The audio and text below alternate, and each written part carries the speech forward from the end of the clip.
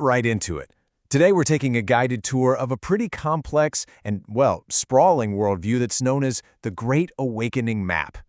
So, boom, here it is. And I mean, just look at it. At first glance, it's a lot. It's this chaotic web of ideas and names and symbols, and it connects everything from ancient history to modern politics and even cosmic forces.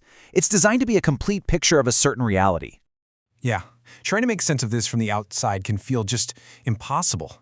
I mean, where do you even begin? It's a classic case of information overload.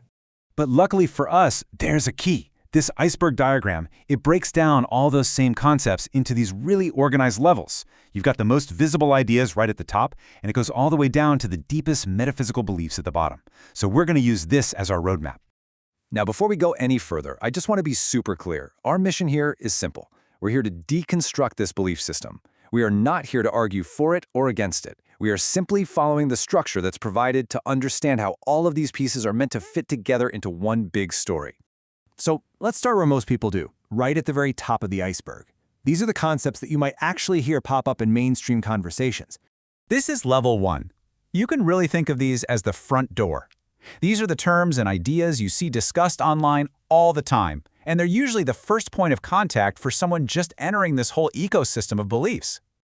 And yeah, you'll probably recognize a lot of these. QAnon, the idea of taking the red pill, slogans like #SaveTheChildren. At the very center of this level is this idea of a conflict against a secretive, controlling group. And that brings us to the main antagonist. At the heart of this level are the terms cabal and deep state. They're used to describe a hidden power structure, often linked to groups like the Illuminati or Freemasons, that's believed to be secretly running the world for its own sinister purposes. So this slide really lays out the core dynamic. It is a very clear battle between good and evil. On one side, you have the Earth Alliance, the Patriots, the Anons, the White Hats.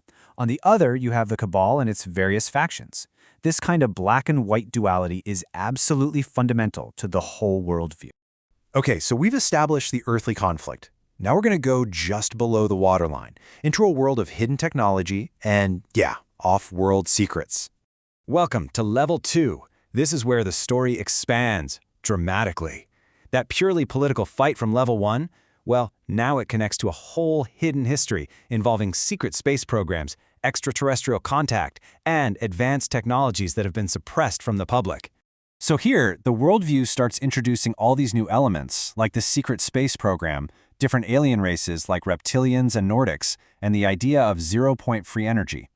The whole narrative is no longer just about who controls Washington, it's about who controls the solar system. And check this out. Here we can see exactly how our guide, the iceberg, lines up perfectly with that complex map. Both prominently feature the secret space program.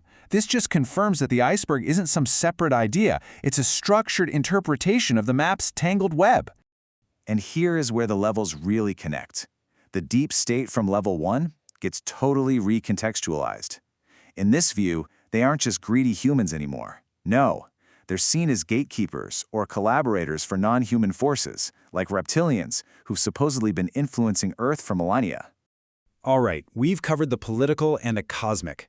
Now we are going to the deep end, the deepest levels of the iceberg, where this entire narrative finds its ultimate purpose, in the realm of spirituality and consciousness. These bottom 3 levels, they represent the foundation of the entire worldview. The political struggle, the cosmic war, they're seen as just catalysts for the true goal, a massive spiritual evolution for humanity, something that's often called ascension. The language here shifts entirely to metaphysical and New Age concepts. We're talking about activating the third eye, raising consciousness to higher dimensions like 5D, DNA activation, and developing abilities like astral projection. This is basically the spiritual toolkit for the Great Awakening. So what is ascension? Well, according to this framework, it's not just a belief, it's a literal process.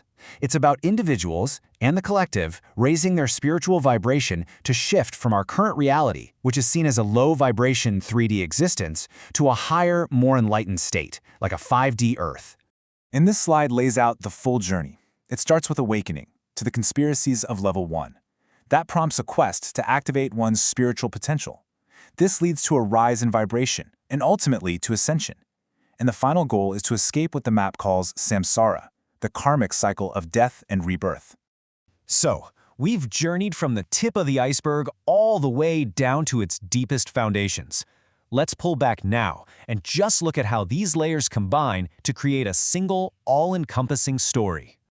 This quote, written right at the top of the original map, really captures the essence of the entire framework. It suggests that our perceived reality is just a construct, kind of like the Matrix, and that the Great Awakening is the process of seeing through that illusion.